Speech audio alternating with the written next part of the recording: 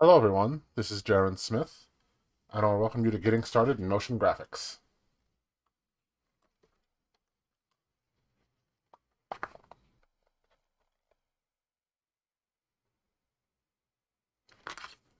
We'll get started in just a few minutes. I'm just testing the audio to make sure everything is working fine.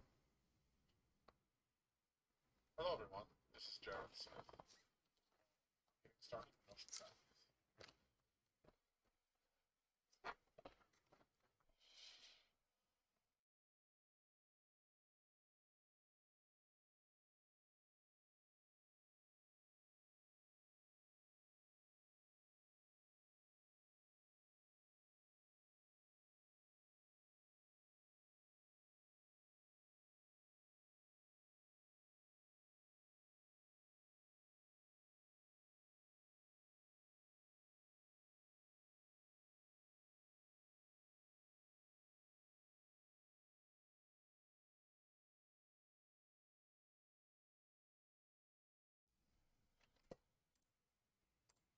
Okay, so this is an introduction to motion graphics, and basically it's not going to be a software-based class. It's really going to be based on the idea of learning what motion graphics is, influence of motion graphics, looking at places where you can find inspiration, what software we use, and then we'll talk about things at the end like money, contracts, billing, salaries, that sort of things. Okay. Now, if we have time at the end,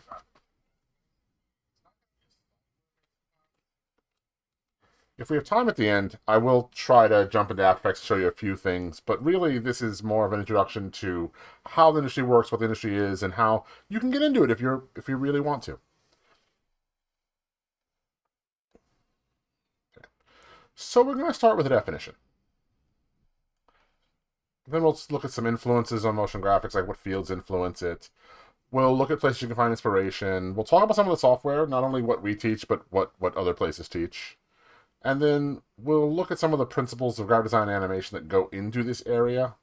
And then we'll talk about, or I'll talk about the motion design process, what you actually do in the course of building a project. Then we'll talk about some of the money things, because that's important, like salaries, contracts, how to budget a project, that sort of stuff. But really, this is going to be kind of a overall overview of how the industry itself works. So we'll look at some examples, and we'll see some of the other people work and that sort of thing. You can, at any point in time, type into the chat window if you have a question. Usually, I try to get questions at the end, but if something directly related to what I'm talking about, I'll try to address it right as it comes up. Now, let's look at this. Okay, so all of this presentation, this entire presentation is available online. If you check out the description at the bottom of this video presentation, you'll see that there's a link to an online Google Doc. Actually, no, sorry, an online Google slideshow. That's what this is. Okay. So, motion graphics is animation, but maybe not the kind you're thinking of. So I admit I use the terms motion graphics, motion design, MoGraph, and animation interchangeably. I just always do. But I admit that can cause some confusion. So when I say animation, maybe you might think of this. If you're interested, this video is on YouTube.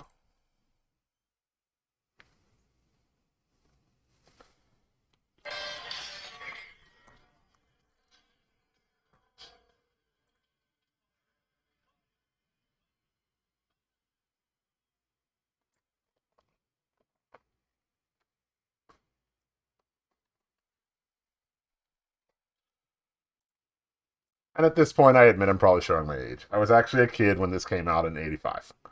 And this is basically hand drawn, frame by frame, or what's called cell animation.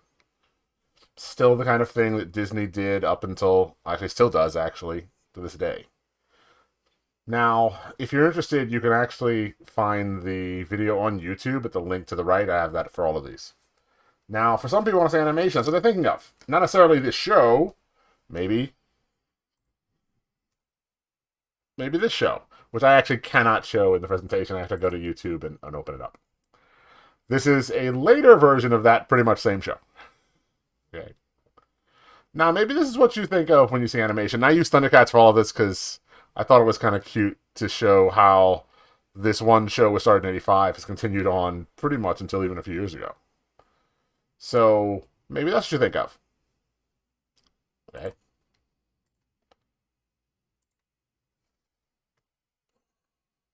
Let's go back to that presentation. Now that was done in 2011, 2012. Okay. Maybe what you think of is one more example. Maybe what you think of is this. This is actually the same Thundercats opening intro, except done in the 3D style. But maybe this is what you think of with animation. Okay. I specifically chose Thundercats. I wanted to show so many different styles of the same thing. I thought it was kind of cool to do that. Usually you don't get this kind of animation over literally decades in so many different styles. Usually once something is made, it's done. Once something is canceled, it's done. Okay. Now, so 3D animation, like Pixar is what you think of when it comes to animation. No problem at all. Okay. But motion graphic design, or motion graphics, or MoGraph, is a little different. This is an example of a motion graphic. It is text, images, in this case, basically vector-based graphic images, sometimes 3D, sometimes 2D, combined together in a design environment. Okay. Usually, the point of a motion graphic project is to sell a product or introduce something. It's basically a moving version of graphic design. Okay. And again, if you're interested in watching these full videos, I'm not going to show the full video for the presentation. You can always click the links if you go to the presentation page. Now, that's one style of design that you see in the motion graphics industry. Here's another. Very, very different. They're both motion graphics projects created by two different motion graphics companies, but this is a more 3D look. Specifically, this is 3D. Okay. Again, they solve similar problems, they address similar issues, but they do so in completely different ways. Okay. And again, if you're interested, it's actually pretty cool. This company, Digital Golem, has a lot of really nice stuff, their site.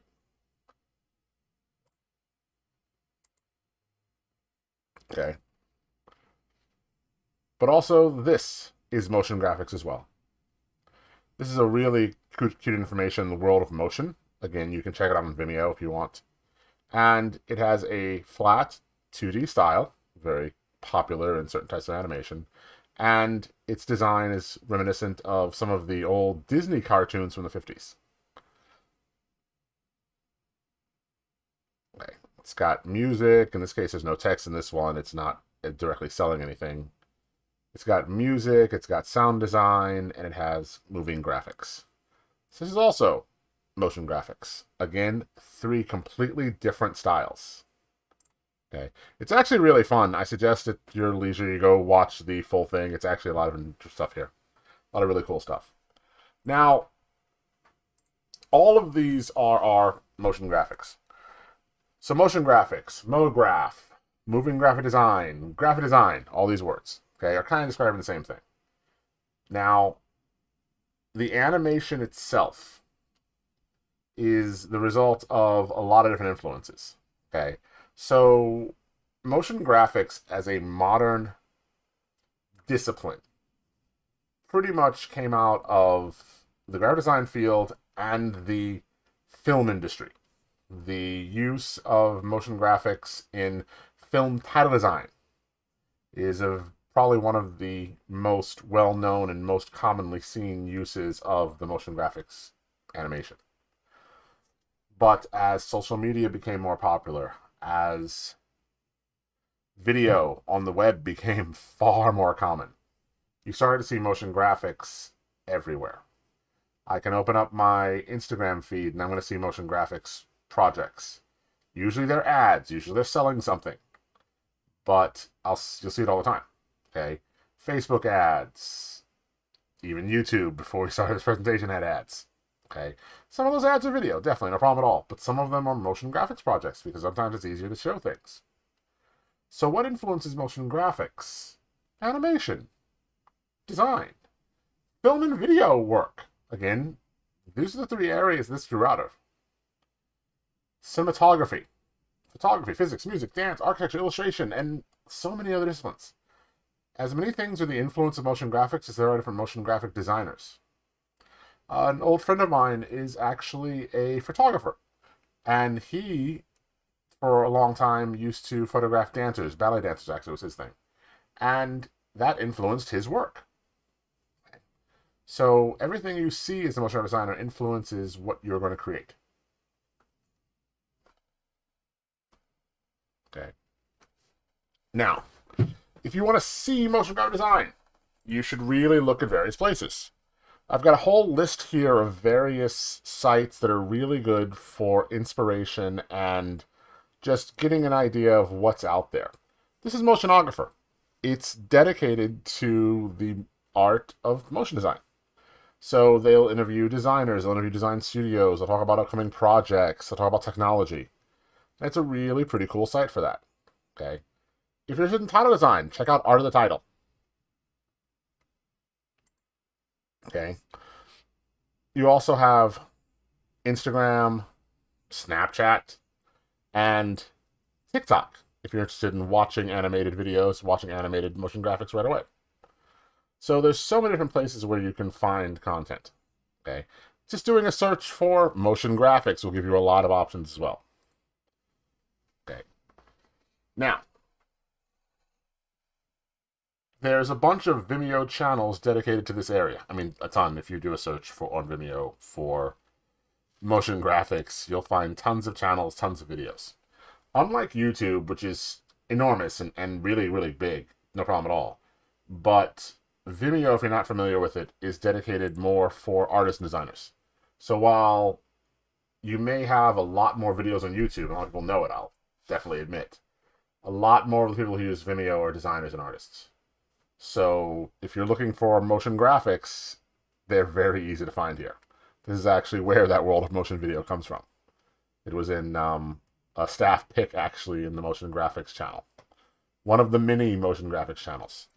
Again, if you do a search for motion graphics on Vimeo, it's vimeo.com.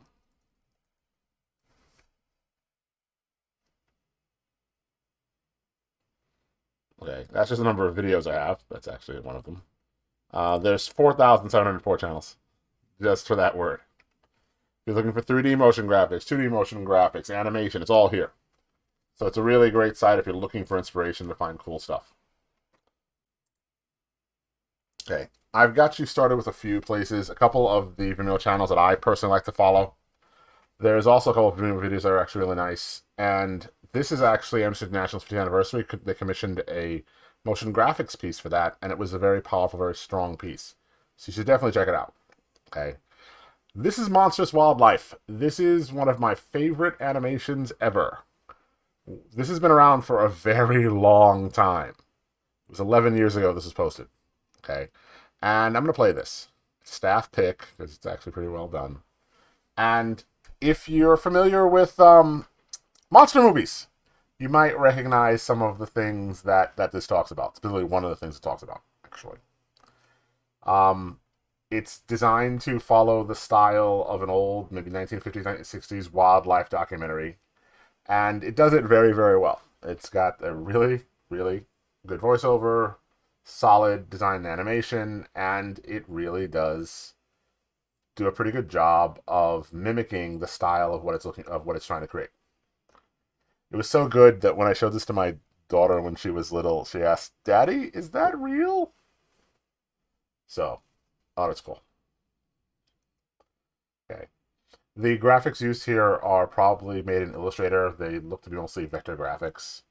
So overall, the design style is pretty flat, though, again, engaging and pretty well set up for what it's designed to mimic. Okay. So again, definitely check this out. One of the best things about motion graphics is that you get to watch animation for a living, effectively. So I definitely suggest checking it out. Okay. Now, looking up just motion graphics on Vimeo, YouTube, other social media sites, we'll find a lot of interesting stuff, a lot of really great stuff. There's a lot of really great animators, designers out there that you can find on social media. But if you're looking for specific work from specific companies, you might want to check out those companies. I've got a list here. It's only about 10 companies per se of some really cool motion graphics and animation studios. For example, ZimK12. They've been around for a very long time. Okay, they create animation and motion graphics for games, television, trailers, commercials, you name it, they've done it. Okay. And they have a really interesting and engaging visual style that I've always thought they always adjust that to whatever project they're working on. Okay, so definitely check them out. Okay. There's a bunch of others, Brand New School, Troika, Ordinary Folk. There's some really great companies out there, and this is just a few of the ones that exist. A lot of motion graphics and animation companies grew out of traditional graphic design studios. So a lot of them are either focus on motion design or they're part of larger groups like Gray and McCann that are more open and larger advertising and media agencies. So there's a lot of work in this industry, either working directly for companies that specialize in it, working directly with companies that need services, or working as part of a larger group like a larger agency. It all depends on what you're interested in. Okay, but definitely check it out. There are tons of companies out here, and there's tons of really cool stuff. Some of it will focus more on 3D work. Some companies are known for that. Some companies are more for 2D motion design. Okay. Now, let's talk a little bit about the software. So, there are different types of software used in motion design. And I don't want to make it seem that motion design is entirely software dominated, but software is a really important aspect of this industry. When I first started, computers were very, very simplistic devices. But now computers have become such an integral part of the work we do that we really can't separate ourselves from them. Okay. So there's a lot of different software used in motion design. And while I don't want to say that every project uses software, there are some projects that are more traditional. There are some projects that are more hand-drawn, creative, traditional techniques. Overwhelmingly, what you see is software-influenced design. Okay. Now, many projects will actually combine traditional media with modern software. Okay. You might see designers creating textures for use in their 3D animations or for use in their shooting animations. Okay. I myself have done a lot of water tank work where you basically record colored ink being shot through water to get cloud effects and lighting effects. I've done it for smoke and that sort of thing as well. Done pyrotechnics for that as well, where we'll actually shoot it in real life and then basically composite that in our software.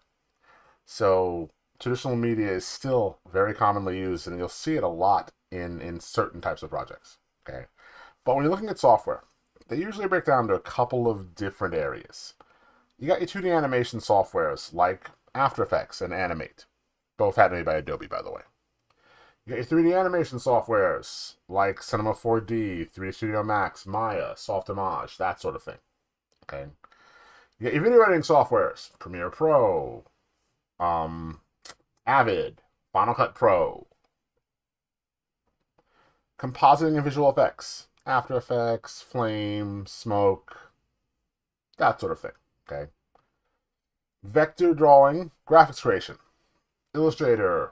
Actually, Illustrator probably doesn't have that many competitors. Oh wow, I'm trying to remember competitor for another.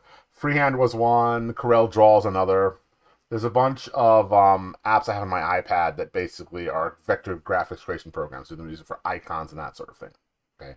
I'm trying to actually not focus only on Adobe software, but overwhelmingly that company, Adobe, tends to really dominate the professional market in this area.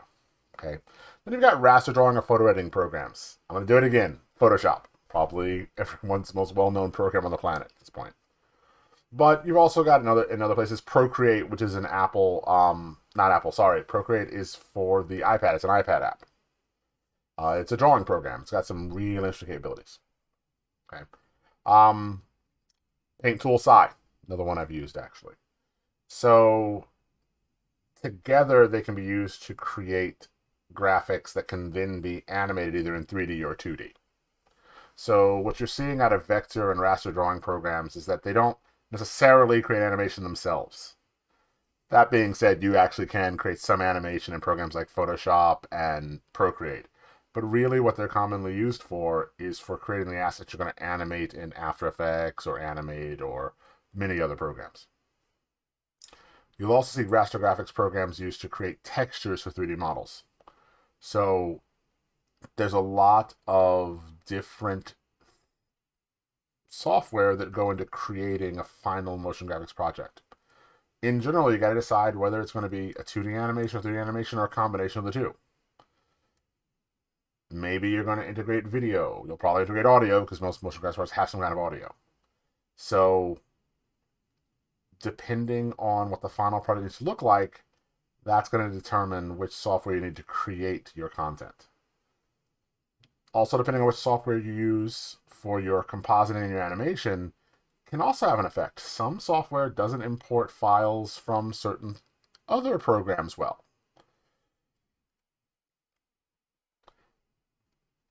Now, if you're looking at what programs are commonly used in motion design, you'll probably see this list. After Effects, Premiere Pro, Photoshop, Illustrator, Animate, Cinema 4D. Okay. Now, and there's a lot more. Don't get me wrong. Definitely. There's programs that are not as commonly used as programs that are more commonly used. Now, if you were looking at the professional motion graphics industry, you'll probably see these three as the most common. After Effects is Adobe's motion graphics and compositing program. I'd argue personally that it's mostly a motion graphics program with compositing features, but other people will make different arguments. Okay. Photoshop is Adobe's vector graphics and photo manipulation program. And Illustrator is their vector graphics creation program. Now, with the exception of Cinema 4D, Adobe makes everything on this list. But those three programs are probably most commonly used in the motion graphics industry. Now, Photoshop and Illustrator are used to create assets that are then animated in After Effects. And depending on what type of product you have, you may be using Photoshop and After Effects a lot, you may be using Illustrator and After Effects a lot. It depends. Okay. Premiere Pro is a video editing program.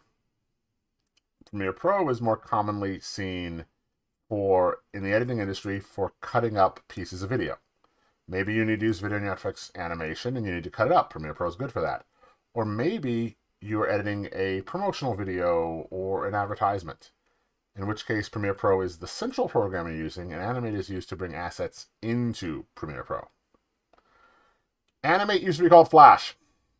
It is Adobe's 2D, has some 3D features, mostly 2D, mostly vector animation program. So why is it an After Effects?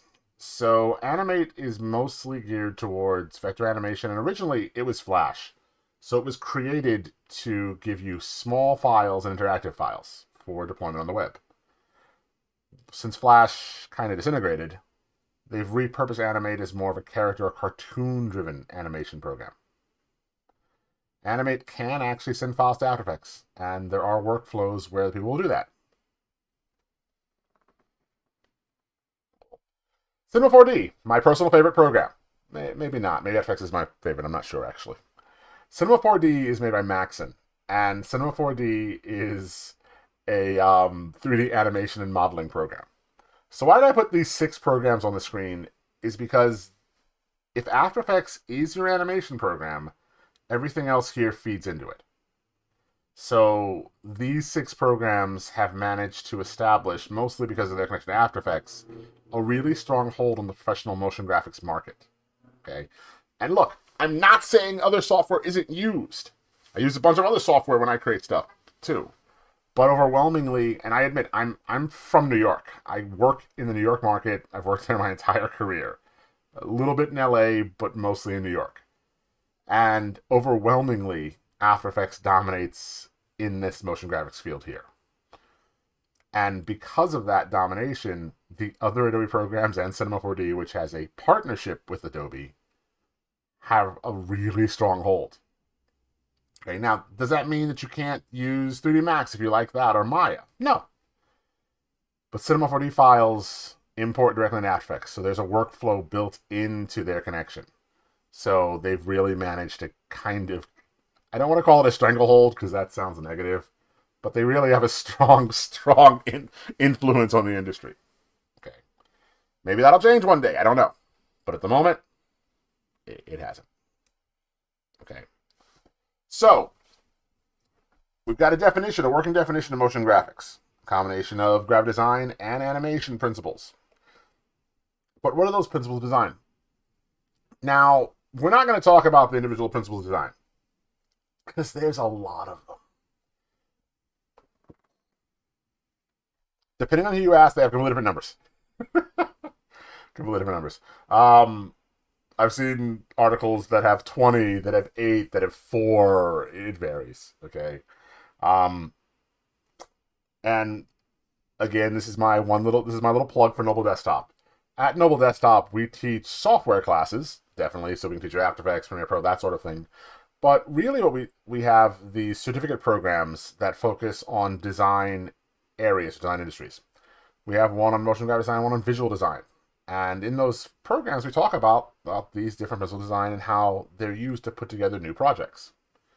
So, if you're interested, one, we have a seminar, by the way, on our live stream, specifically about an introduction to graphic design. You may definitely want to check that out. There's a link on this page to the Adobe blog post that talks about these 20 principles. But if you do a search for principles of design, you'll find tons of articles on it. But the basic idea is that every visual design you see is actually created taking into account smaller and smaller elements. So things like line and texture and hierarchy are how designs are organized. Okay? When you're dealing with animation, you're dealing with movement. Okay? Depth allows you to establish the idea of elements being in front of and behind one another. Okay? And I want to actually show a couple things before we move forward with this. Okay. Now, one of the interesting things that you have in design is that in motion graphics, there is no one style. Okay, I want to look at a couple of different graphics for this. So I'm going to actually pull open one of my files. Here is the file. And actually, I need to leave full screen mode. Sorry. Okay, leave full screen mode for this. Okay, so these are some examples of actually that we use in our motion graphics class. Okay, so I'm just going to go grab and open one of them. So this is a social media ad, and it combines images, and it combines audio, and it combines some video as well, by the way.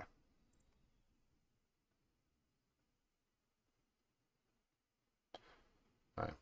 These are photographs, just standard photographs. This is a graphic created in Illustrator. The smoke in the background is actually made from a video. It's actually flour being blown past a camera in a dark background. And with a few effects and little adjustments, you can make it look like smoke. It's just kind of cool. And with a few more effects in After Effects, you can color that smoke so it's not just gray or white. This is a good example of using a combination of elements to create this sense of depth that you see in the scene. It's not flat, it's actually layered. The use of the drop shadows behind the photographs gives you that sense of one thing being in front of another.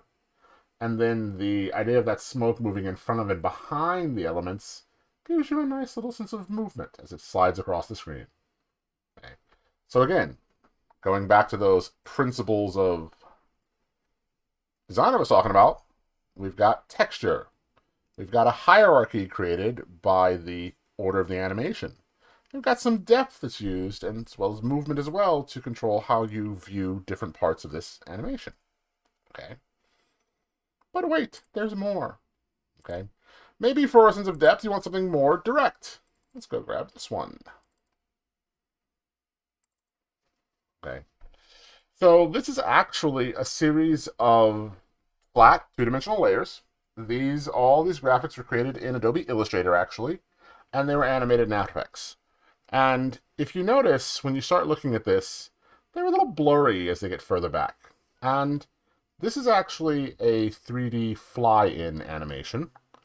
So what happens is that each of these layers are created in After Effects. They exist in three-dimensional space, not two-dimensional space, three-dimensional space. And they're basically layered one in front of the other.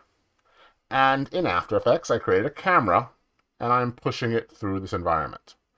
And because of depth of field, which cameras have, in After Effects anyway, you get this sense of blurriness as they move in or out. Right? And a nice little animation is added to this. These are actually projects we do in our After Effects class, if you're interested. Right. We try to cover a wide variety of different animation techniques. So we've got movement here. We've got this nice little wipe to focus on the text at the end. And by the way, there's nothing actually happening with this. The whale is simply moving in front of an obscuring of everything behind it. And the text layer just is told to exist at that point. So it gives you that nice little sense of the whale wiping on or creating the text. But it's all an illusion, really. It's kind of cool. Okay. Now look at a couple more of these, because they're kind of cool, by the way. You may be interested in title design or title animation. This is an example of title animation in After Effects for use in a Premiere Pro video editing project. Okay. This rider effect is very commonly seen in After Effects, and it's one of the really cool things that you can create with a little work. Okay. Again, this is combining graphics made in Illustrator, animated in After Effects, and combined with a photo in the end that's got a nice little movement on it. Okay. The order of the animation before you accuse me creates a hierarchy so to read them in the order we want you to. The colors applied to the background, the fact that it's slightly dull and faded, creates a hierarchy so that we can see the text in front. Okay. It's all designed. Okay. So those principles of design actually help us organize our motion graphics projects. One more. So the medical animation. Okay. So this is an example of medical animation.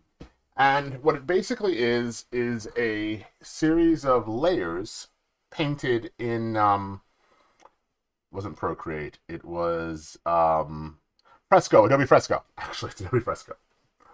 And it basically was Fresco, if you're not familiar with it, is Adobe's vector and raster painting application for the iPad. So I painted this on my iPad, a little vein animation, and I created them in layers. One of the things Fresco can do, it's why it makes it very useful in a workflow like this, is that it can send those layers to either Illustrator or Photoshop. And the fact that it's layered allows you to take that Illustrator Photoshop file and bring it into After Effects. And you can then actually add additional elements, and the individual layers are independent and unique. So the top layer here of the vein, which is the cross section here, is basically sitting on top of everything else. So that I can then add other graphics into it like this, and it gives the impression that the blood vessels are coming from inside of the vein. But it's all a layered system. Okay. Like that. Like that. Okay.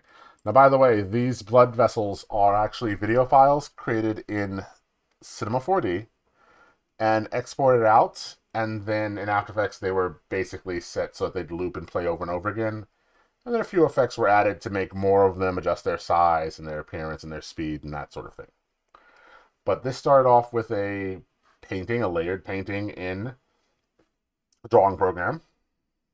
Those layers are brought into After Effects, and then the blood vessel itself, the little blood cell, was created as a 3D model animated in Cinema 4D, and then using the mini features of After Effects, it's looped and repeated over and over again to create all the blood vessels. But this all starts with a single file. This is all one file, basically. And the rest of it is just the way After Effects works. It's kind of fun. Kind of fun. But again, notice that the sense of movement is created by the moving blood vessels, and they are moving you across the screen from left to right to get you to look in this direction. The colors here are specifically chosen to be more muted so that the blood vessels are more obvious. Okay. So again, those principles of animation, okay, in this case, I've established a hierarchy. I'm using tone to create a sense of contrast to improve my hierarchy. Okay. And again, there's movement and depth based on the colors and the movement of assets inside of the After Effects project. Okay. So all motion graphics are a design environment. So a lot of people who actually do this come from a design background. I actually come from a video background myself. But a lot of people who do this come from a design background and animation into what they already know. Maybe you are a web designer. Maybe you are a print designer. This is actually an area that you may be interested in expanding into. Okay. Now, the other thing, some people come to us, and some will come into this industry without any background at all. They're interested in animation, they're interested in making things move. No problem. Like I said, my background is video. I have a master's degree in communication arts, specialized in filmmaking. And I got into this from that area. Okay. But I've met people who actually got into this from really other diverse areas. I worked with someone once whose background was actually they were a medical professional. And they got into animation initially to be able to display what they were to create graphics for their own projects, to create graphics for their own presentations. It was actually pretty cool, by the way. Now, but effectively, the more you know about design, the better you can make graphics. Okay, and again, it's not only applied to print or web or motion, but it's everything. The principles of design apply to any media that you create. Now, but because it is animation, there's more things to worry about. Okay. The 12 principles of animation, and for the record, not all of these apply to motion graphics, and not all of them apply to computer graphics, modern computer graphics at all. Okay. But the 12 principles of animation were a series of principles used by the animators at Disney. These are the people who created Snow White and Seven Dwarfs, Cinderella, and all those old classic cartoons that you may have seen when you were kids. Okay. But these are the 12 principles of animation that they used when they were actually creating that animation. Appeal, staging, timing, things like arc, secondary action, solid drawing. And like I said, not all of this applies to modern work. Solid drawing, for example, is the idea that things should appear three-dimensional. If you're making 3D models, by definition, everything is three-dimensional. So solid drawing is less relevant to what you're doing. Okay? But things like appeal, staging, timing, anticipation, exaggeration, that's something you see in all animations. Okay? Certain things like straight ahead versus pose to pose are specifically relevant to hand-drawn animation. And they aren't as common in what we see now. Okay. But, as a group, they're still interesting to know. Now, if you're interested, those principles of animation were first written down in a book called The Illusion of Life by two guys named Frank Thomas and Ollie Johnson. Okay. Now, if you're interested, if you've ever seen the movie The Incredibles, go look this up. I'm not lying. If you look up if you see the movie The Incredibles, the original Incredibles, by the way, not the second one. At the end of the fight between the Incredibles family and the giant robot, there are these two old men who are watching that fight and say, now that's doing it old school. Those are actually references to Frank Thomas and Ollie Johnson. CalArts, which is where most of the Pixar animators came from, their animation department was founded by Disney. And a bunch of the old traditional animators were instructors in that department. So it was Pixar animators' way of paying homage to the people who came before them. You'll see stuff like that throughout Pixar movies, by the way. They're pretty sentimental, actually. But if you're interested, this is actually the one I like. Brown Bag Films. I've got a bunch of links to examples of animation that you can see. This is actually a really cool one that they do with a bag. A simple bag. And they're basically using this to explain the principles of animation.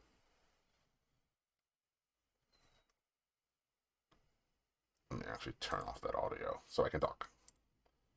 Okay, so if you're interested, check it out. Again, if you do a Google search or Vimeo search on principles of animation, there are plenty of people who have created examples of this using various things. Okay, some people use characters for it. Some people use relatively simple household objects like this. And some people apply it directly to motion graphics and use motion graphics projects. Okay. Again, there are plenty of links in here, and again, doing a basic search will find tons of this for you. So if you're interested, just check it out. Okay. Again, if you take any class on motion graphics, there'll be a part of it usually that talks about the principles of animation and the principles of design. You really can't get away from this when talking about graphic design, motion graphic design, MoGraph, again, whatever you want to call it. Because design is such an integral part, and animation is an integral part of the products you're going to be creating. Now, if you have a background in it, maybe this is all familiar to you. If you don't, not a problem. A lot of people come into this industry without any pre-existing knowledge of motion graphics. Okay. And they'll take a course, they'll read a book, they'll do a tutorial. All of this information now is available to you at any point in time, which is a great thing. When I went to school, we didn't have YouTube, we didn't have Vimeo, we didn't have so much information at our fingertips. But now you do. For the record, I think I mentioned I'm old, right?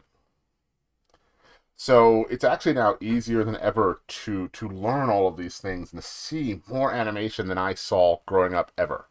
When I was a kid, if you wanted to see animation, and again, mostly animation at that time was cartoons that we saw.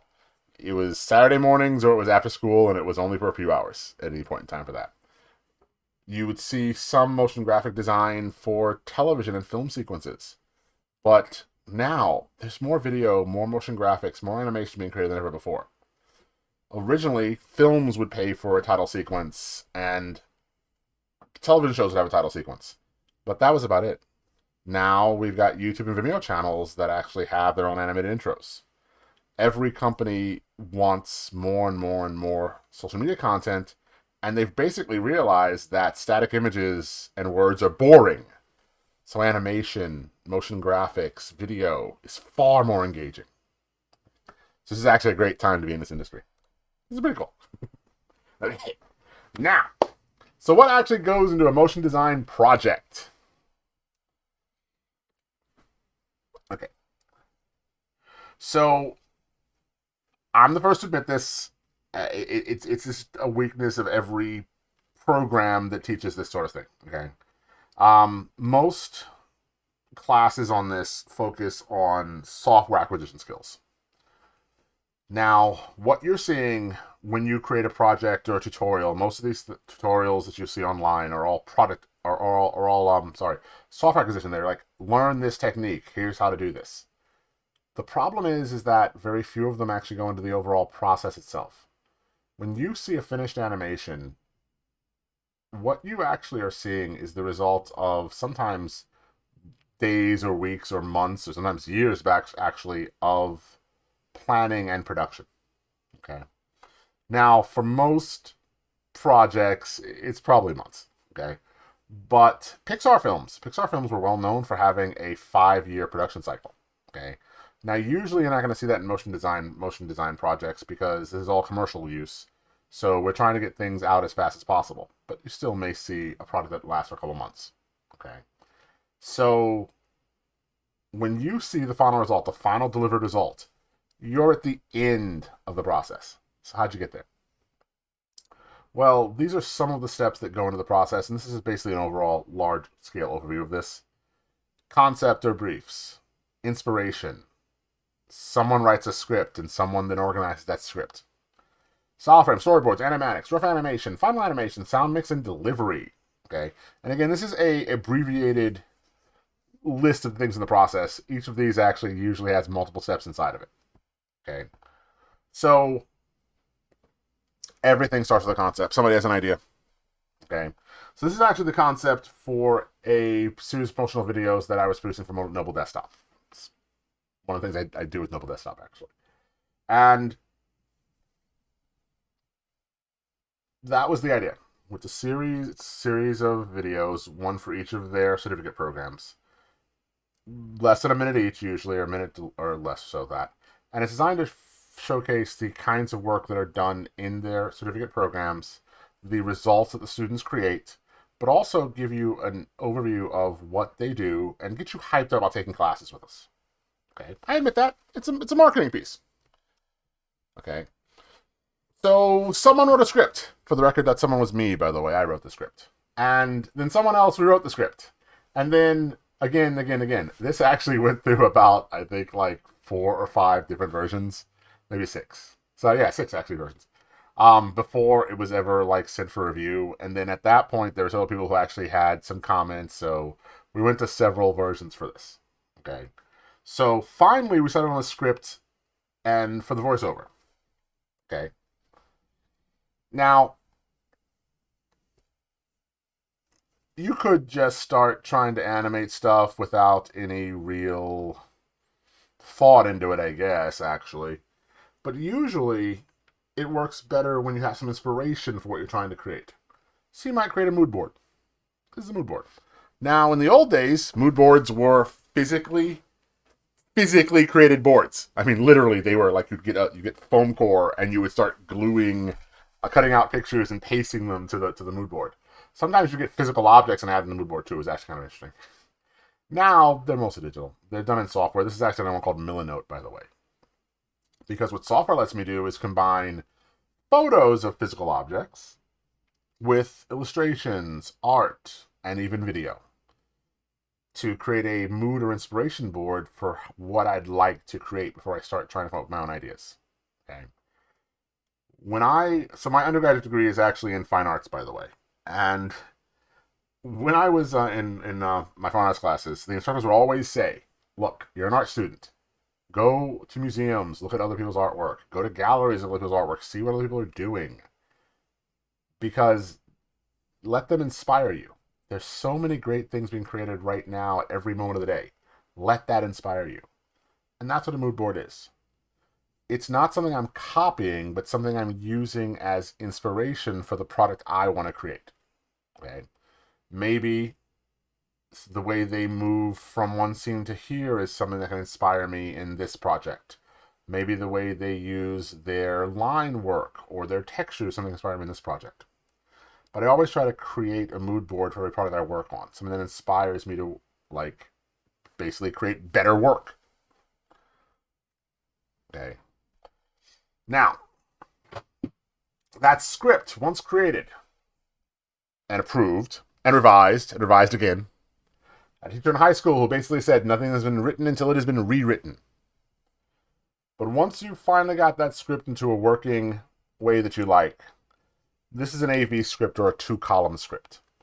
It breaks down your audio, in this case it was a voiceover we were creating for the script, with the visuals you want to use for it. So this starts off with some text. Creativity is the engine that drives our world. Okay, I was thinking After Effects animation would be good for that. And then it starts talking about, ever watched the opening title of a movie or TV show and thought, I want to do that? I think student work is a good thing to show for that. Show that they're actually creating, your students are creating work. Okay, that's a 2-column or an AV script. Okay. So it's the voiceover in this case. Sometimes there's no voiceover. Sometimes you're just basically looking at like how the music is organized with the visuals you want to create and show. So it helps the animator, it helps the motion graphic designer break down and organize this into the sections what they're going to have to create. Okay. Now, the mood board is other people's work. The script is text, and the AV script is still basically text. Okay. At some point, you're going to have to actually start creating graphics. And that's what style frames are. Style frames are used to illustrate, usually for your client, but also for yourself, the style of the work. Is this going to use a flat design style? Is this going to use video combined together? Is this going to be composited video? Okay. Is this going to use a Art Deco or an Art Nouveau style? Or is it going to be something entirely textured, entirely new you haven't seen before? That's what style frames are. They are static images that represent the look and feel of the key parts of your animation. Okay. In this case, we were using a combination of video and animation. This was the style, the flat style we were using for the animation. And these are actually composited videos, by the way, of that's not what was on the screen originally. That's a Cinema 4D video, by the way. And this is another composited video demonstrating a Zoom meeting. Okay. But I can use this and show these to the client so that they can get an idea of this is what we're going to look like. Usually this is a point at which the client can approve or disapprove the style. And if they don't like the style, we're going to have to go back and come up with one that'll work for them. Okay. And the reason this is done is because it's easier to create static images, usually in Photoshop or whatever compositing program you have, or whatever drawing program you have, than it is to change things after you've already started animating it. So in a lot of different companies, if you're an individual, you may be known for a certain style of art or design. But for motion graphics, there is no one style. And if you look at the demo reels, the actual samples from most animation companies and most animators, they don't stay in one style at all. They move around depending on what's necessary for the client's project. Okay, you may have a client that has a very, very modern look and feel. And then the next month, you may have another client that's very, very traditional. Everything, the fonts, and everything would change. But also the way you create the artwork would. Style frames help you avoid problems and confusion and help you avoid messy changes later. Okay. Style frames, however, are static images that basically represent key looks of what you're creating. Storyboards, basically also still images, but they are sequential still images. They break down what you're doing into the way it would animate from one shot to the next, the next, the next, the next. Usually they include some text to explain what's happening. And now usually storyboards that are created in software, they can be drawn by hand if you draw decently. These were actually created, I believe, I created these in probably Photoshop or Illustrator maybe. I don't recall which one. I think it was Illustrator actually. And I used these to show the client of how the animation would be built. They also function as a useful tool for me to basically figure out how I would animate from one shot to the next. Okay. Now, there's inevitably a point where the storyboards get updated while you're working on them. So again, they're like a plan. They're not, I guess they're like a blueprint that an architect makes. They look nice and pretty on paper, but once the engineers start trying to put the building together, things need to get changed. That's what storyboards are. But if I don't have them, I'm more likely to have more starts and stops, more missteps than if I do. Okay, so again, they're like a map. They don't always guarantee you'll get to the right place, but they make it easier for you to get there. Okay? And if necessary, like my GPS maps, they can be changed. Okay. Now, the problem with everything I've said so far is that these are all static images. So I got a voiceover, and the thing about the voiceover is that when the person speaks, whatever the voiceover is, they're going to pause, they're going to say certain things at different times. And the basic problem is that I need to figure out that timing. And this is what animatics help me do. Animatics are basically really, really simplistic animations. For something with a voiceover like a promo, very often they are just the static images from your storyboard placed on a timeline, which is basically what every animation and video editing program has, and laid out against your laid out against your voiceover, so you can figure out how long things should be. Okay, there's an example of an animatic for this project. It's got no animation in this case for this one. It's standing in, but it's basically matching the voiceover speech. This is actually just a really stand-in segment. But also next to it, maybe you do have some that you've already got the animation for. And what the animatic helps you do is figure out the timing of each individual segment. Some things people say very, very fast. And you may realize that you got your animatic down, it's like, wow, that's not enough time to show the animation. So you may have to alter your plan. Okay? That's animatics. Okay.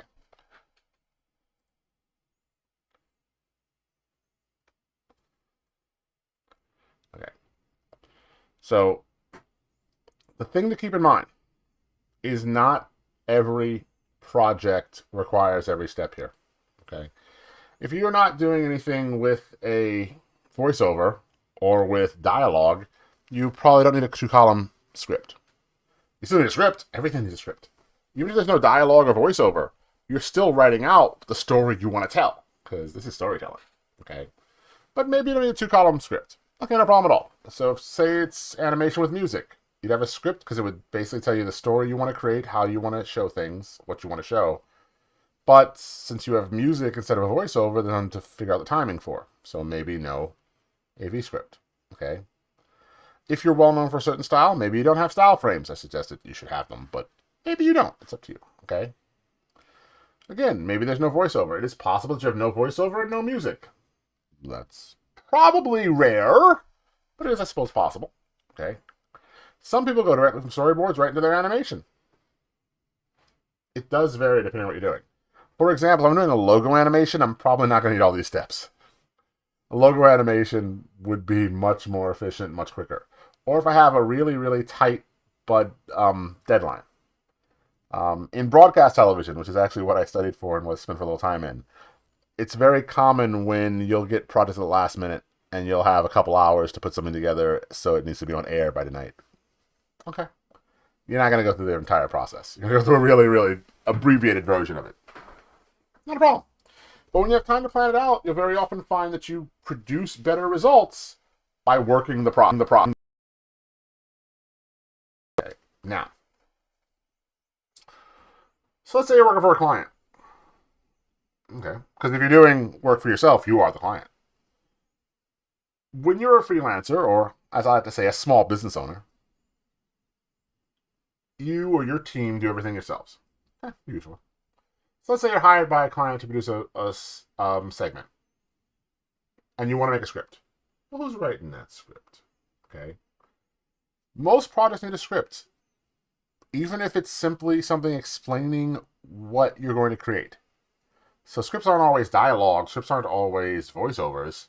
Sometimes scripts are just basically writing out the story you're going to tell. Okay. So is your client writing the script? And if so, do they know how? Are you going to write it?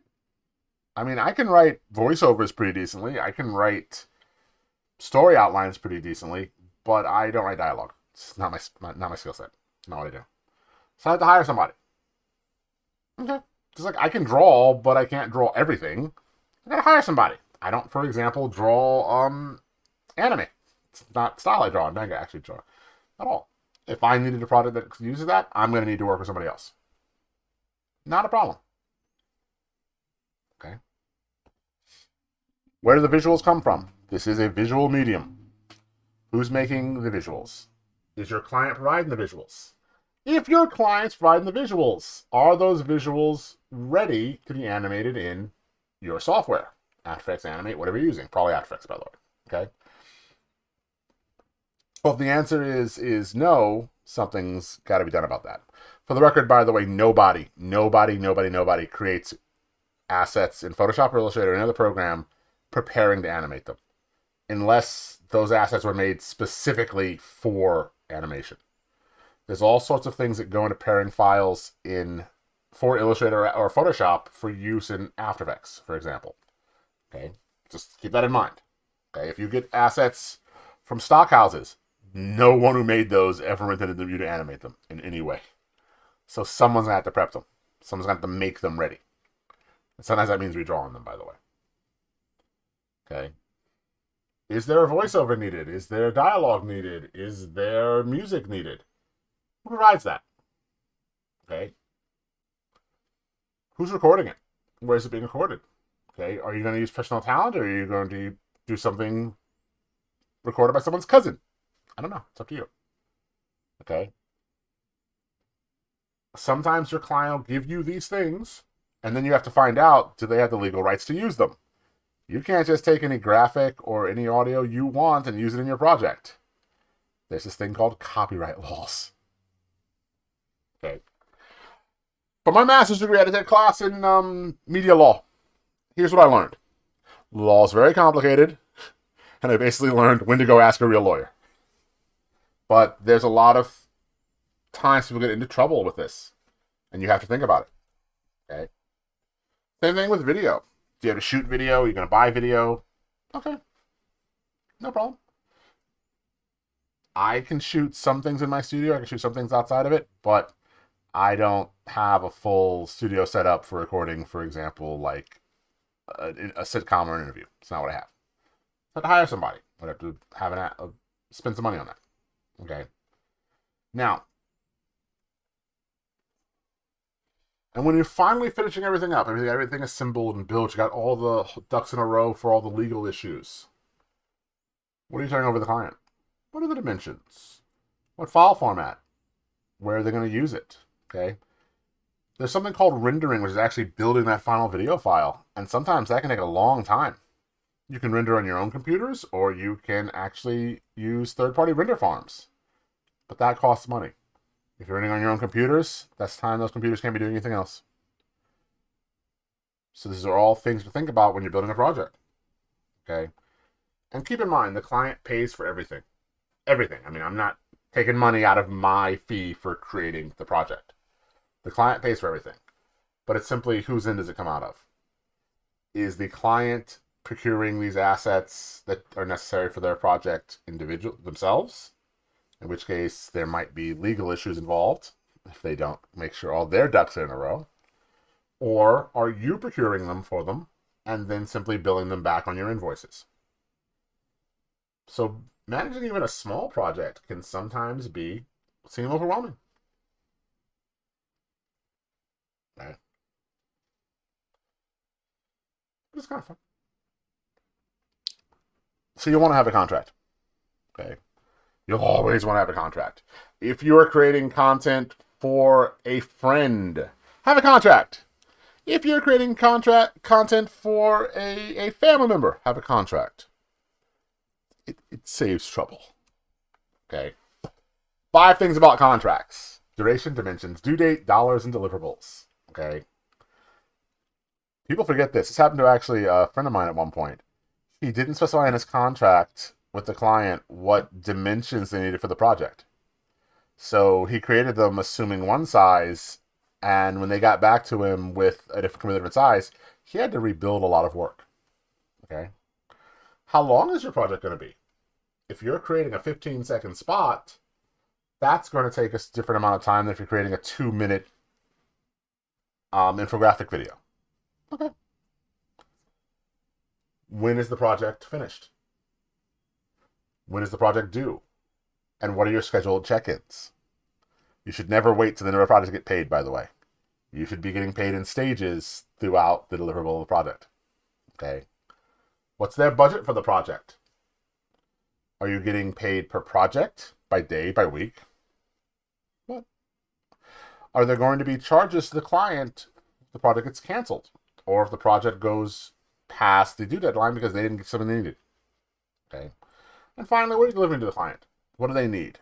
And very often, by the way, keep in mind, clients will not know what they need. So sometimes you gotta help them walk them through it. Okay. The point of a contract is to make sure that you deliver what you agree to, and the client understands what you are agreeing to deliver. Okay. Let's talk about some money. Okay. So there are trade organizations that actually conduct research on the design industry. Now, the only problem is that most of these trade organizations are a little old. AIGA, by the way, has been around for a long time. I mean, the name is American Institute of Graphic Arts. The graphic arts phrase has been around, hasn't been used for decades for most of this. But it still exists. So a lot of their research focuses more on traditional graphic arts fields, design, that sort of thing, than the newer and emerging ones like motion graphics and video. But they can still be useful. In 2019, the last one time I could find this actually was a design census. And they basically interviewed people in the design industry talking about salaries, job satisfaction, that sort of thing. It's really definitely worth a read. So you should definitely check it out. Okay. And they had actually almost 10,000 people involved in the census. So that's actually a really pretty sizable number. Now, let's talk about not only job satisfaction, but money. Okay. So, for the record, by the way, if you really want to be rich, go into finance. Go into finance. Go into banking. Okay. You make a lot of money in that. But if you want to create motion graphics, well, this is what you do. So you can actually find a lot of information. I strongly suggest this when you're looking for a job. Go onto the job search sites like Glassdoor, Indeed, and look at their salary research, because they're actually really pretty good at this. They keep track of what people in the industries that they have jobs for are making, and they do it by region and by area. So my numbers are mostly from cities. So Glassdoor's research on motion graphics designers and animators, they had a range around 50 to almost 100,000. Their average around 71,000. Okay, and again, depending on where you live, it's actually not a bad salary, and it's $20,000 above the median household income in the United States for a family of four. So it's actually pretty good. Pay scales were a little lower. Average around 67,000, but still pretty decent, pretty good. Okay. Salary.com again for motion graphics designer animator, a little higher. So you're looking somewhere between like high 60s, maybe low 80s. Now, there was actually a lot of variation in this, because the reason this average is so high is because they actually had a range of about 50,000 to 100,000, which is actually a really big range, by the way. Now, keep in mind, you'll probably make more money in the bigger cities. So New York, LA, Chicago, those are areas that tend to pay pretty well. I admit I don't know what the average salary is in other places throughout the United States, and these are obviously United States numbers. If you are international, by the way, most of these sites are international, so you can find information on international salaries as well. So it's actually pretty cool. But it's a good job. It's a fun job. It's an interesting job. And it pays pretty decently. Okay. Now, okay, so again, they were looking at somewhere around 60s or so on the average.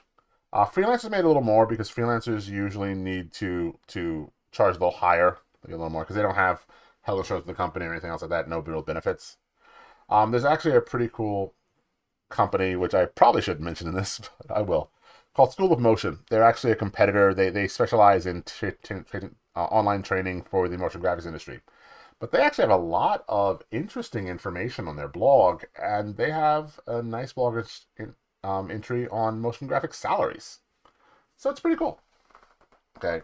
So like I said, are you ever going to become a millionaire doing this? Probably not, unless you create your own show and have a piece of that. But you can make a decent living. You can make a pretty good living, actually. And hopefully have a lot of fun and create a lot of cool stuff. Okay.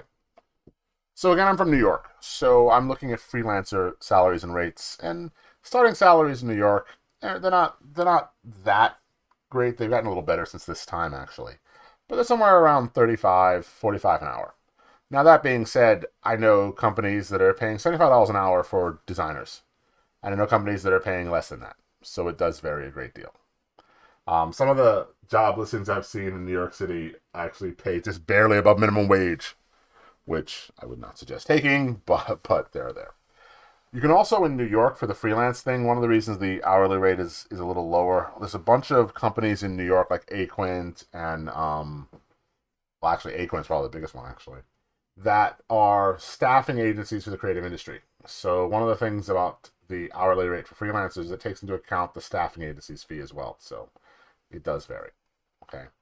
And you were looking at about 3,000 per minute of content if you were doing it on a project-by-project basis. Now, the average rates were high. About $60 an hour. People, again, making $60, $70, $90 an hour, depending on where they're working. and about $5,000 a minute for content. So again, pretty good. So some people, when they create projects, they have an hourly rate. Some places have a day rate, and some places have a per project rate. So it does vary. So personally, I prefer project-based fees so that I charge a certain fee per project created. So if we're doing like a logo animation, that might be XYZ amount of money. If we're doing an infographic for, let's say, 2-minute infographic, that would be a certain set fee rather than an hourly rate. It's what I prefer. But again, opinions on this definitely vary. Okay. Now, everything I did before was for on-site freelance or for full-time positions. But what if you don't want that? What if you want freedom? What if you want to be able to make your own hours? Well, then maybe off-site freelance is for you. Okay. Now, you can find off-site freelance jobs in places like Craigslist. Okay. Now, but most people use dedicated freelancing sites like Upwork, Fiverr, Guru, and many others. There's so many at this point. Okay. So the average hourly rate for the first 4 motion designers on Upwork was about $47 an hour. Okay. That was the average. Okay. Now, the first 8 I grabbed from when I did a search for motion designers there, they had an hourly rate anywhere between $38 and $90 per hour. Okay. So it definitely does vary. Definitely does vary. Okay. Now, again, the only problem with services like this is you got to be careful. So Fiverr, for example, also a really well-known freelancing site. The average of the first 4 when I do a search for motion designers is about $47.50. Again, not bad. A little more than Upwork's, but not much. However, when I took the top 8 of that search, there was a massive range in their hourly rates. The lowest was like $5 an hour and the highest was $80. I believe the one that was $5 an hour was a student overseas. I think that's actually what it was. Again, I'm from New York, so overseas is anything not in New York, basically. Okay. Now, the thing about services like Fiverr and Upwork and Guru is that they're international sites. So you're competing with people all over the world, which is actually one of the things, if you're actually looking for freelancers, which is great for you, because effectively the competition has pretty much pushed down hourly rates a lot. So someone charging $5 an hour probably has a cost of living lower than I would in New York City. Okay, it definitely does. Okay. So it really does vary with those sites. There are people making a great deal of money on them and making a really good living. Okay. And there are people who are barely scraping by. Like any freelance work, a large chunk of surviving on those sites really tends to be in developing your client base and getting those repeat customers. Which makes sense. Okay. No. My final screen is basically our little selling point, because we are here for a reason. We want to introduce people to this, but we also teach classes. So Noble Desktop is located in New York City, and we teach both in-person classes in New York City, or we teach online from anywhere classes, which are basically what we call live online classes. And you can get those. We use Zoom as our medium for that. And you can actually take those from anywhere you want. It's pretty cool, by the way. We have classes in After Effects, video editing, Premiere Pro, Cinema 4D, and a lot of other disciplines you might be interested in. It's kind of fun. So, take classes with us. We're cool. that was my little selling thing. Okay, that was the one thing. Okay. So, that is the end of this part of the presentation. I want to actually show you a couple things about After Effects, which is our main program for motion graphic design. And I want to show you how it integrates with specifically an Adobe Illustrator file. Are there any questions? Just let me know in the chat window. Okay, and I'm going to open up After Effects. I actually don't have After Effects open, so let me open it up, actually. Okay, I'm on a Mac, by the way, if you haven't noticed by the interface. So I'm using After Effects 2022, the current version. Hopefully it won't crash. Okay. So like I said, this entire presentation is available from the link in the description below the video feed. And it's just going to be an online, what's the name for it? It's basically just a Google Doc, a published Google Doc. It's a published Google slideshow. Yes, indeed. Okay. So this is After Effects. Okay. So After Effects is Adobe's motion graphics and compositing program. And it's probably the most ubiquitous program used in the motion graphics and animation industry. Now, look, if you're doing animation for television, like cartoon animation, there are other programs you'll probably use, like Toon Boom Studio or a whole bunch of other stuff. But if you're creating motion graphics, this is probably the program you're going to want to use. It's what most other people do. Okay. So someone asked me about pre-made assets. So I actually use a lot of them, by the way. Motion Array actually is pretty cool. I like what they do actually. So there are actually a lot of places online where you can get pre-built content. And so here's one of the secrets of a lot of motion graphic designers. We pretty much all use pre-built content. We will use anything that helps to get the job done faster. So for example, this is After Effects, but I have, with part of After Effects, a bunch of plugins. So this is actually, wow. These are from Red Giant. That's RG is Red Giant. So I used all the Red Giant Studio Suite plugins that exist, actually. Particular and everything else, Universe, everything they have. So Motion Array makes pre-built assets. You can buy templates. You can buy animated assets from companies like, Video Hive, actually, is another one, actually. Throughout my career, I've used pre-built assets and I've used pre-built content all the time. I've even sometimes used existing templates. The only problem with assets that other people create is effectively, depending on how they're created, they actually may not be easy to adjust or change. That's the only problem. Okay. The same thing is true definitely if you get templates. I've actually spent time working with other people basically having to rebuild templates because they weren't designed to be modified or editable. Yeah, so Red Giant, okay, so there are a lot of add-ons for After Effects. And there's a company called Maxon, which is Maxon Computer, which is that. That was that right there. Maxon.net. I always forget their website, by the way. So Maxon is basically a company that makes software. And basically, Maxon makes Cinema 4D. Really great 3D program. I love it. I have it right here. But they bought a company called Red Giant. Red Giant was basically a company that made add-ons for software. Specifically, they made it for video software. So for many, many years, they made...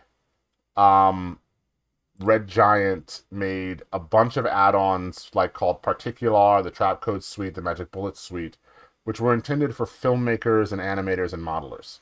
Okay? And the Trapcode Suite included here some really cool stuff for creating graphics and for animation. Okay, this is an example. This is their demo reel of Trapcode. Okay, Particular was pretty much the best particle system I'd ever seen in my life. Like better than everything else. And this is actually used in television shows, films, all the time. It's pretty cool, by the way. Now,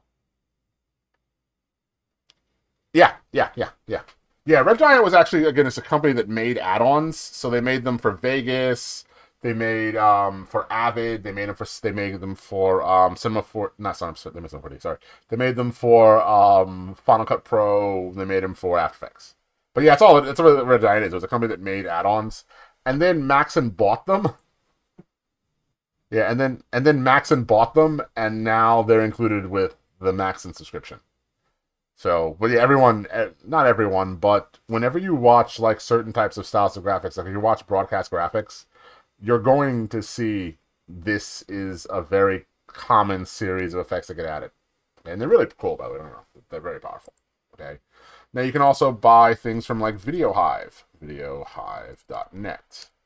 They're one of many places that sell pre-built graphics, and they'll sell add-ons, they'll sell stock graphics, they'll sell assets for use in Premiere Pro, After Effects, Motion, Cinema 4D, DaVinci Resolve, that sort of thing. Okay, but there's tons of it. They'll sell templates for you. You can buy 3D files for use in your programs. It's pretty cool, by the way, actually. It's so nice. So, again, these are the kind of things that didn't exist when I first started. Now they're literally all over the place. So it's easier now than ever to have a base skill set, but you're able to bring in assets created by other people that you don't know how to do. I can bring in assets from Cinema 4D even if I couldn't use it, and bring them and integrate them into my After Effects work. And that's one of the really cool stuff. Even if I maybe can't create a certain texture because I want to do maybe this really cool like background texture, there's plenty of places where I could actually buy it, whatever I'm thinking of usually. Or I can actually use the places like Upwork to have it made for me. So right now it's more easier than ever to actually be in this industry without actually having to know everything that exists. Personally, I can use, well, After Effects Premiere Pro, Photoshop, Illustrator, Cinema 4D, 3D Max, Adobe Animate, and I can paint and draw, basically. That's my skill set. But I admit I don't do certain things. I don't do character animation, for example. So if I needed that done for a project, I have to subcontract that. So it's actually pretty cool. Where After Effects becomes kind of your platform for bringing other things in. Okay. Now, I mentioned Illustrator. So this is After Effects. Illustrator files are very commonly used for After Effects animation. Let me go to my desktop. I made a folder for this project, actually. Okay, this. I'm going to bring this in. This is an Illustrator file, and it's a layered Illustrator file. And I'm going to import it as a composition retained layer sizes. If I bring it in as footage, open, I get this choice, merge layers or choose a layer. I'll do merge layers. And it comes in flat. Not helpful to me at all, by the way. But if I go back to that, okay, I go back to that flying rocket ship, and import it as a composition retained layer sizes, open. It actually comes in and gets converted into After Effects composition, which is basically their project file. I'll double click on that. And it brought in the Illustrator layers as layers in After Effects, and I can work with them here, which is pretty cool. Okay. Now, what else can I import? So that was an Illustrator file, by the way. What else can I import? A Photoshop file, their native PSD files, again layered. And talking about Cinema 4D. File, new. Sorry. File import. File. I can import a Cinema 4D file right into here. Let's see if I have one on my computer to pull in for this. I do actually. I do. Class files. Cinema 4D. Cinema AE text and Cinema 4D. Let's see. I think I have one here. Yes. Let's see. Let's bring that in. I actually don't know what this is. I forget which version this is, but we'll bring it in. So that's a Cinema 4D file. I can import that without any conversion, just like I imported the Illustrator file. By the way, if you're interested in the Cinema 4D and After Effects integration, one of our other live streams that I did a few weeks ago, it's actually on Cinema 4D and After Effects. This is actually where this is from, by the way. So if you're interested, check out live streams on our channel. Subscribe to our channel. We're cool. Okay. But yeah, actually, that's what it is. And this is basically a project file. I'm just going to grab that, drag it onto this little button here to make a new comp from it. Again, comps are the equivalent of documents. It's where you lay things out. And I just dragged that Cinema 4D file into it. I'll double click. And let's see if it previews. Yeah, that's the Cinema 4D content from Cinema 4D. Actually, Cinema 4D model. Now, by the way, this is intended to be this file is intended to be used in a very specific some type of background and stuff. So it's actually really intended to be used in a very specific After Effects project. I just kind of imported it here arbitrarily, so it's not actually the full version. But yeah, this is actually all Cinema 4D content. Yeah, it's actually pretty strong. And by the way, there's a command if anyone's interested. Actually, right here, if I highlight that, edit original, it literally goes and opens it in Cinema 4D. So when you have After Effects, you automatically get a free version of Cinema 4D called Cinema 4D Lite.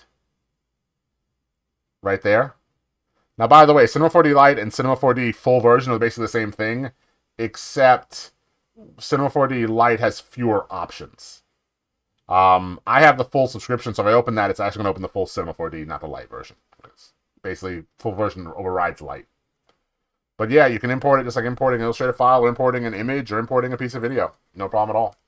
It's always pretty cool. Let me go back to this for a second, by the way. Okay. One more thing. I'm going to turn off a couple of these layers. I don't really want to watch them right now.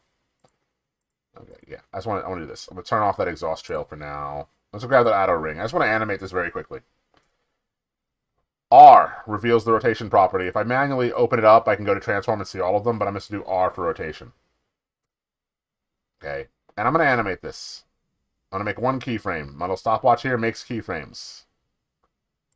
So they don't... the academic version is the same as the full version, if I recall correctly, for Cinema 4D. So any full version you have will basically override the light version. So it basically just like modifies it so that you basically open in the academic version or the full version or the full pro version, whatever, instead of light. So like I literally don't have light on my computer. I'd have to sign out of my account to be able to do it. Yeah, I'll do 1 second of this animation. 1 second. I'm going to rotate this one time, 1x. Like that. Okay, I'll hide that star too, by the way.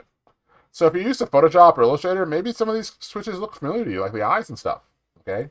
Animation's a little different. I'm going to slow this down. It's a little too fast. I'll go to 3 seconds. These are keyframes, little diamonds.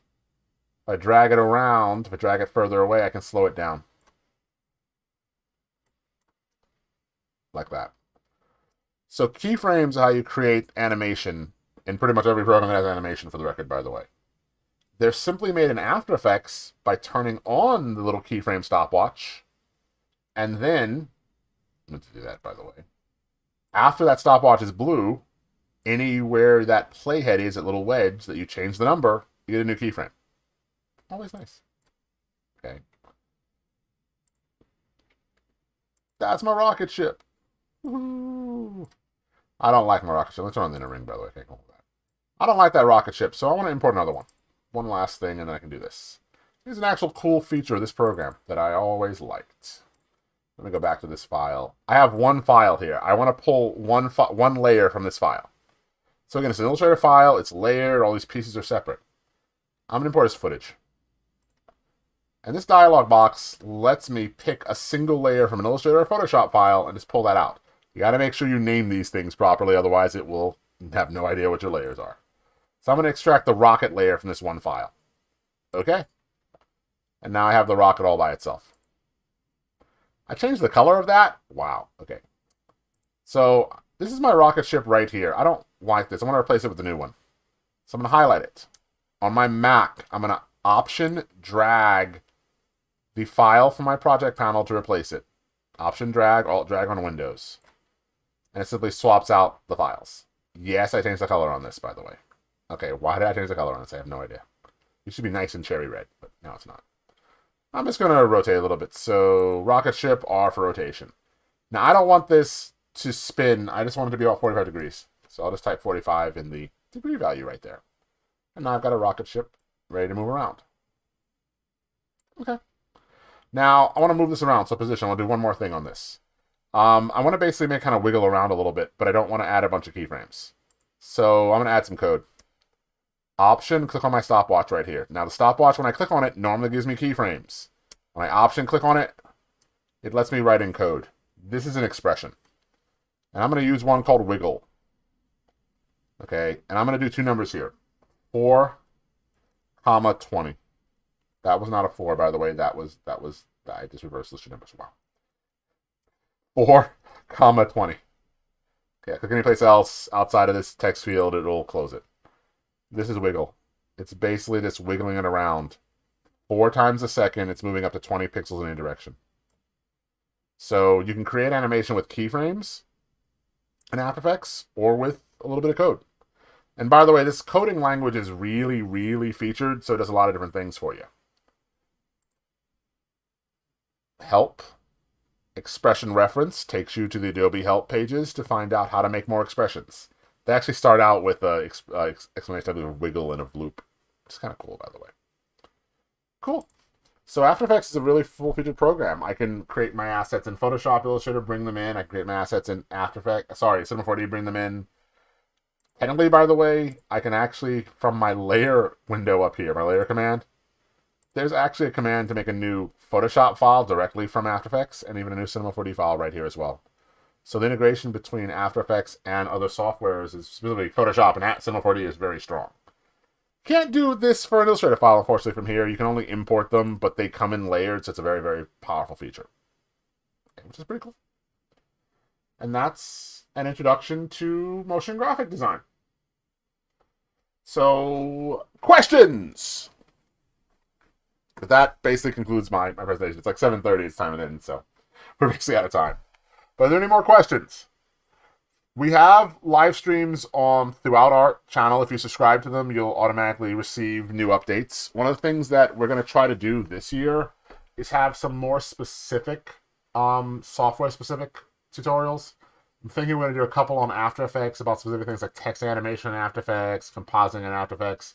Just some things so you can learn a few more specifically useful techniques. Okay. But it's pretty cool. All in all, it's a great program. And while this wasn't only about enticing to take classes, hopefully I'll see some of you in the future in classes. Okay. So again, this is Jaron Smith for Noble Desktop, and I'd like to thank all of you for attending our session. And I'm going to end it showing our classes that we do.